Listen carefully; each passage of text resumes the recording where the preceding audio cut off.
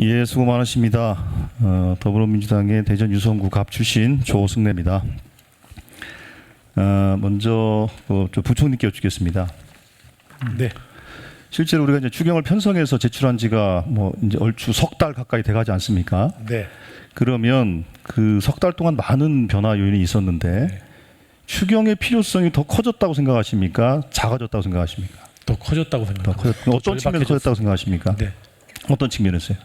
일단 저희가 그 4월 달에 추경을 편성할 때보다도 대외 경제의 불확실성이 훨씬 더 커졌습니다. 또 그만큼 선제적으로 대응해야 될 게 더 강하게 제기됐다라고 생각을 해서 저희는 더 절박해졌다고 생각을 합니다. 예. 그런데 이제 아까 이제 그 일부 의원님들의 지적 속에서는 실제로 이제 아마 우리가 이제 그 예산이라는 것은 물량이 있는 예산 같은 네. 경우에는 집행 시기에 따라서 물량을 조절하거나 또 하는 또 이 수요도 발생하지 않겠습니까? 네.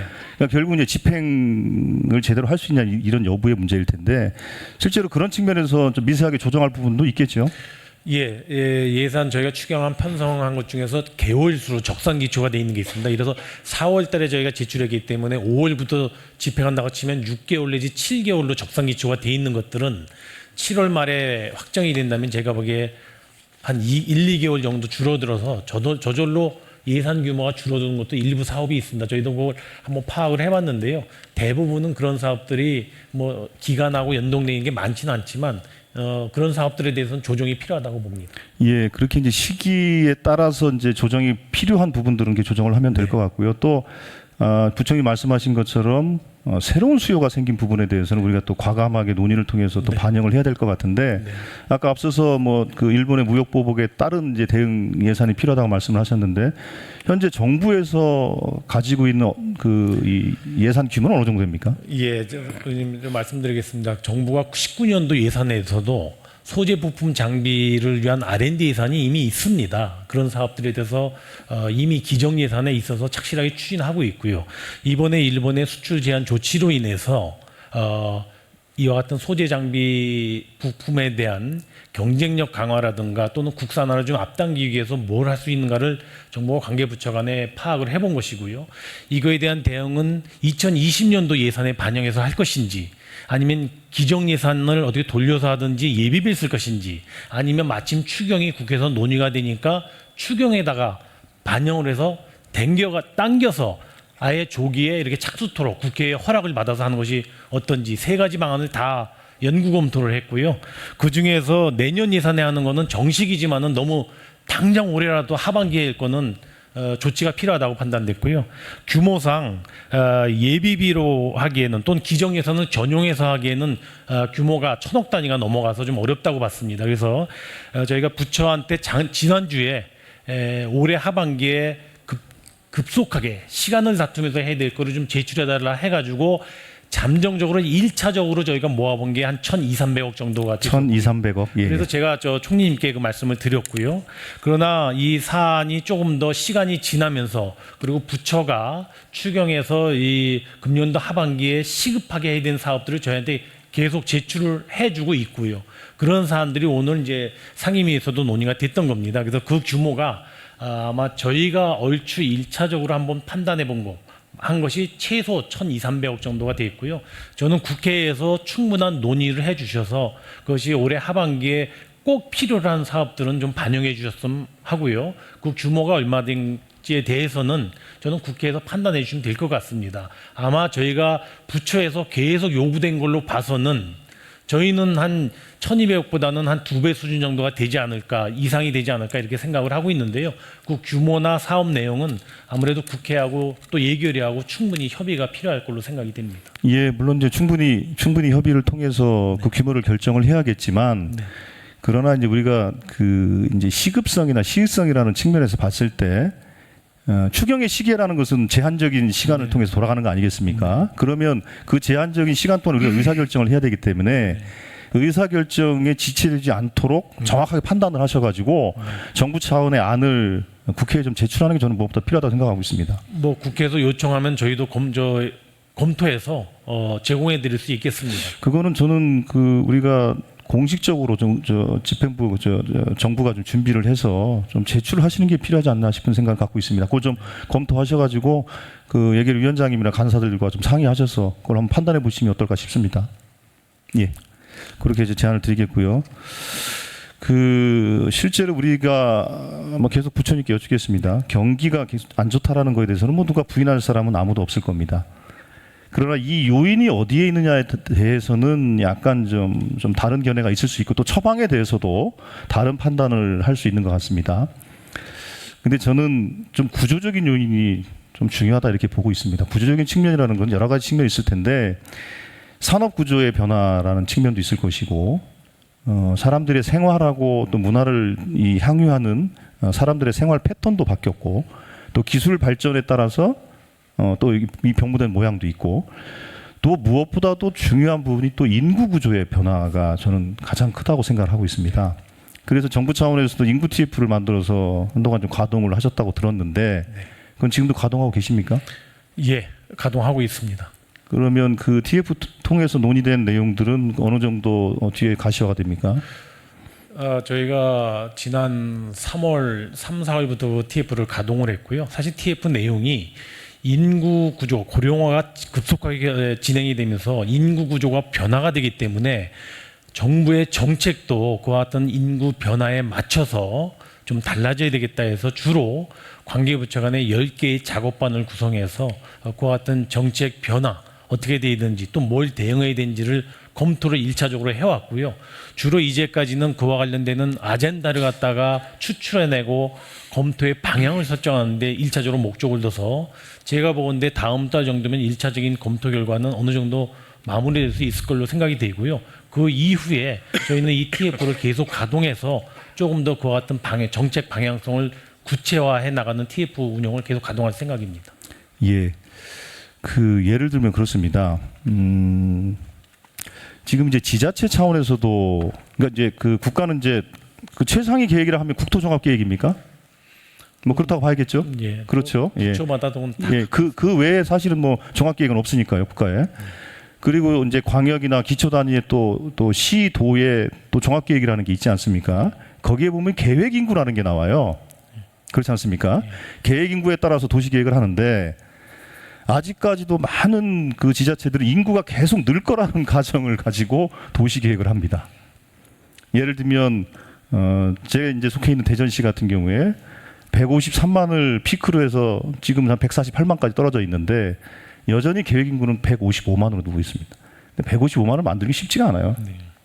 오히려 지난번 통계청 발표하면 2047년에 130만 명까지 뚝 떨어진다는 예측을 하고 있는데 여전히 지자체 도시계획은 그렇게 수준이 맞춰져 있습니다. 근데 그렇게 되면 어떤 결과가 생기냐면 과잉 투자를 또 할 수 있는 게 생깁니다. 그래서 이제 인구 변수라는 게 이래서 정말 중요하다고 생각하고 있고 지난번에 그 이제 수축사회라는 책을 우리 박영선 장관님께서 많이 권유를 해주셨는데 어떤 분이 그렇게 얘기하대요. 수축사회에 대비한 도시계획은 압축도시 전략이다. 막 신도시를 자꾸 만들어가지고 그렇게 되면 원도심은 공동화되고 계속 사람들은 새로운 아파트나 새로운 도시에 쇼핑하듯이 다니면서 계속 기존의 신도시는 나중에 또 원도심화되고 이렇게 되는 게 결국엔 도시 경쟁력을 떨어뜨릴 것이다라는 얘기를 하면서 수축 사회에서는 압축 도시 전략이 필요하다 뭐 이런 얘기가 있었는데 제가 이 말씀을 왜 드리냐면 중앙 정부 차원의 대책뿐만 아니라 지방 정부에서도 인구 변동에 대한 도시 계획에 대해서 좀 정리를 좀 해둘 필요가 있겠다 저는 생각을 하고 있습니다. 그래서 우리 국토부 장관님도 계시고 또 행안부 장관님도 계시고 그러니까 각 지자체와 이런 측면에 대해서 좀 상의를 좀 해주시는 게 어떨까 싶은 생각이 듭니다. 그리고 또 하나는 우리가 이제 그 고용 현황 가지고 말들이 많지 않습니까? 근데 어떤 부분은 일자리가 줄었다 하고 또 어느 부분은 또 일자리가 늘고 그러는데 실제로 작년하고 올해하고 작년 6월 올해 6월 이렇게 비교를 해보면 연령대별로 인구가 이미 줄고 있지 않습니까? 생산 가능 인구는 작년부터 줄고 있습니다. 그렇지 않습니까? 네. 예. 올해 6월 통계를 보면 15세부터 19세는 13만 2천 명이 줄었어요. 인구 자체가 줄었습니다. 네. 예. 20에서 24세는 3만 명, 30세에서 39세까지는 9만 5천 명이 줄었고, 네. 40세에서 49세는 16만 명이 줄었습니다. 그러니까 절대 인구가 줄어버린 거예요. 네. 절대 인구가 줄다 보니, 그러니까 40세 같은 경우에는 이건 좀 심각하죠. 40대는 16만 명이 줄었는데 일자리는 18만 2천 명이 줄었으니까 따지면 2만 2천 명이 사실은 고용이 감소된 거라고 보는 거죠. 40대는 그렇습니다. 근데 30대는 9만 5천 명이 절대 인구가 줄었는데 고용 감소는 3만 2천 명 고용 감소된 거예요. 이건 30대 일자리 늘었다고 봐야 되겠죠. 그러나 50대 이상은 인구도 늘고 취업자도 늘었습니다. 뭐 60대는 말할 것도 없죠. 그러니까 이건 어떤 걸 의미하냐면 인구 변동에 따라서 우리의 정책이라는 게 고용 정책이라는 것을 정말로 구체적으로 가다듬어야 되겠다. 이제 그런 생각을 좀 하게 하는 통계인 것 같습니다. 네, 네. 그래서 그런 측면에서 우리가 조금 더 잘 이 연령대별로 정말로 아주 미세한 정책들을 잘 좀 준비하고 집행해 나갔으면 좋겠다라는 말씀을 좀 드리겠습니다. 지금 저희가 인구 TF에서 여러 가지 중점을 두고 있는 분야 중에서 한 분야이기도 합니다. 의원님 지적하신 말씀들이. 예, 감사합니다. 다음은 이제 중기부 장관님께 잠깐 여쭙겠습니다. 어제 중기부의 스타트업 파크 조성 결과 발표하셨죠? 네, 그렇습니다. 예, 인천이 이제 선정이 됐고, 인천이 선정됐다는 의미는 이제 현재 편성되어 있는 예산을 그 스타트업 파크 조성하는데 인천시에 이제 재원을 투자한다는 의미가 되겠죠? 그렇습니다. 올해는 이제 시범 사업으로 한 곳을 선정해서 국비를 약 120억 원 정도 이제 지원하는 것으로 그렇게 되어 있습니다. 네. 근데 당초에 제가 듣기로는 중기부에서는 4개소 정도를 생각하신 걸로 들었는데 맞습니까? 네, 2019년도 예산 당초 계획은 한 1,000억 원 정도를 편성을 해서 250억 원 해서 4개소를 하는 것으로 됐는데 이것이 예산 당국과의 또 협의 과정에서 일단 올해는 1차 사업, 시범 사업만 하는 것으로 그렇게 정리가 됐습니다. 그런데 최근에 이제 그 추세를 보면 그 벤처 투자가 늘어나고 또 스타트업이 활발해지고 창업이 굉장히 그 사상 최고치를 기록을 하면서 지금 조승래 의원님께서 지적하신 그런 스타트업 파크와 같은 수요가 각 지자체별로 굉장히 강하게 그렇게 요구가 되고 있는 그런 상황입니다. 예. 이제 제 지역도 뭐 신청을 해서 등수는 알 수 없습니다만 뭐 아깝게 뭐 2등 이렇게 표현돼 있던데 실제로 그 지역에서 특히 대학가를 중심으로 해서 창업을 하고자 하는 열기가 과거에 비해서 많이 높아졌습니다. 그렇습니다. 예. 예. 그래서 이거를 조금만 더 정부 차원에서 마중물을 좀 만들어 준다면 제가 보기에는 상당히 활성화될 가능성이 있다고 보고 있습니다. 그래서 이번에 그 선정된 인천 제외하고 그 3차까지 이제 올라간 그런 지자체, 특히 2등한 대전 같은 경우에는 각별히 좀 관심을 가지셔서 그 탈락이라고 보기보다는 예비라고 보시면 되겠죠? 네, 조승래 의원님께서 특히 네. 스타트업 파크에 굉장히 관심도 많으시고 또 연구도 많이 하셨다고 들었습니다. 근데 이 대전 같은 경우는 특히 카이스트나 대덕 연구단지가 있기 때문에 굉장히 아쉽게 2등을 해서 좀 많은 미련이 남으실 거라고 생각하는데요. 최근의 추세를 보면 이제 이 창업 공간과 네트워킹 공간 또 주거, 문화, 복지 이런 것들이 하나의 원스톱으로 이제 아까 뭐 압축 도시라는 표현을 쓰시던데 그렇게 압축돼서 한 곳에 모여서 거기서 뭔가 시너지 효과를 내는 그런 새로운 트렌드가 형성이 되고 있기 때문에 특히 젊은이들이 이제 이런 공간을 굉장히 선호합니다. 그래서 각 지자체별로 이 스타트업 파크에 대한 요구가 굉장히 강하고 특히 그동안에 중기부가 해왔던 여러 가지 그런 아이템들이 있습니다만은 이번처럼 이렇게 경쟁이 치열했던 아이템은 찾기가 쉽지가 않습니다. 각 지자체가 굉장히 많은 원화하고 있더라고요. 그래서 내년도 예산에 아직까지 예산 당국과 이것이 협의가 끝나진 않았습니다만은 이번에 아깝게 마지막 최종에서 탈락한 곳을 그 예비 후보지로 선정을 해서 이것도 기회를 주는 방법을 현재 좀 고려해 볼 필요가 있지 않나 이렇게 생각하고 있습니다. 예, 실제로 그 평가를 해보니, 그러니까 지자체가 이제 스타트업 파크에 대해서 이제 중앙정부의 공모 사업에, 그러니까 막 경쟁적으로 뛰어들면 사실은 이거 천편일률적이나 아니면 뭐 대동소이하거나 이런데, 근데 실제로 평가를 해보니까 지자체가 이 스타트업 파크나 혁신 창업에 대한 고민이나 이 준비 정도가 어떻다고 좀 보여지시던가요? 지역마다 많은 차이가 있습니다. 지역마다 많은 차이가 있는데 저희가 그 스타트업 파크의 주안점으로 생각하는 것은 기술과 또 그 청년과 그리고 그 주거가 한 곳으로 이렇게 그 어우러질 수 있느냐의 문제도 굉장히 중요한 요소 중에 하나이고요. 또 교통 문제 같은 것도 아주 어떤 지역 같은 경우는 그 역 광장 전체를 스타트업 파크를 만들겠다 이런 아이디어로 응모한 곳도 있고 해서 이런 좋은 아이디어들을 좀 더 살릴 방법을 생각하는 것이 좀 더 많은 좋은 에너지를 만들 수 있겠다. 특히 요즘 이제 젊은이들이 과거에는 그냥 그 취직을 하거나 이런 쪽에 관심이 많았는데 최근에 4차 산업혁명과 이 전환기적인 어떤 그 시대를 맞이해서 창업 쪽으로 신경을 쓰는 젊은이들이 굉장히 늘어나고 있기 때문에 아주 급격히 이것이 늘어나고 있습니다. 그렇기 때문에 이 스타트업 파크에 대한 수요는 상당히 있다 이렇게 생각하고 있습니다. 예, 그럼 이제 홍남기 경제부총리께 여쭤야 되겠습니다. 예. 실제로 우리가 이제 여러 가지 이제 균형 발전 정책들을 많이 폈고 공공기관도 이전하고 여러 가지 균형 발전 정책을 펴고 있는데 가장 중요한 균형 발전 정책은 자생력을 키워주는 겁니다.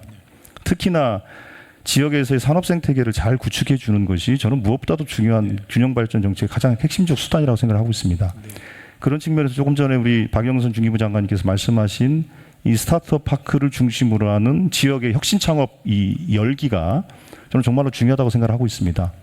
그런 측면에서 이번에 선정된 인천이 당연히 이제 내년부터 재정 지원을 해야 될 것이고 아깝게 탈락한 여러 지자체들에 대해서 또 이제 사업을 가질 수 있도록 내년에 적어도 한 3개 정도는 선정을 해서 지원을 하면 어떨까 싶은 생각이 드는데 부처님께서 어떻게 생각하십니까? 예, 의원님 지금 스타트업 파크처럼 저렇게 지역의 혁신 거점을 만들고 창업의 거점을 만드는 건 저는 뭐 바람직하다고 생각을 합니다. 다만 올해 일단 한 곳을 갖다가 시범적으로 하고 있기 때문에 저희는 그 성과를 보고 했으면 좋겠는데 아마 그러려면 올해 내년 예산에 반영할 시간이 여지가 없을 것 같아서 저희가 이번에 예산 편성하면서 그 문제를 좀 잘 적극적으로 검토를 해보겠습니다. 예, 꼭 좀 검토를 해주시길 부탁을 드리겠습니다. 네. 예, 다음 우리 그 교육부총리께 여쭙겠습니다. 예, 그 시간 강사와 관련된 이슈가 좀 있지 않습니까? 네. 지금 현재 그 상황이 좀 어떻습니까? 의원님 아시다시피 그 어렵게 이제 대학과 그 강사 쪽이 합의를 해서 7년여 만에 법도 통과를 했고 또 시행령과 매뉴얼을 만들면서도 같이 수십 차례 회의를 통해서 합의를 해서 지금 이제 준비를 하고 대책을 마련하고 있습니다. 저희가 이제 8월 1일부터 시행되는 것이기 때문에 6월에 각 대학의 이제 강사 고용과 관련된 현황들을 좀 꼼꼼히 살펴보고 있고요. 작년 2학기에 대비해서 강사 수가 감소한다든지 강의 수가 감소한다든지 이런 것들을 이후에 이제 대학 혁신 지원 사업이나 BK21 후속 사업과 관련된 지표에 반영할 것임을 이제 대학 측에 알렸고요. 그래서 대학이 적극적으로 협조하겠다는 입장은 밝힌 바 있는데 그럼에도 불구하고 저희가 현재까지 이제 강사 공고되는 것들을 보면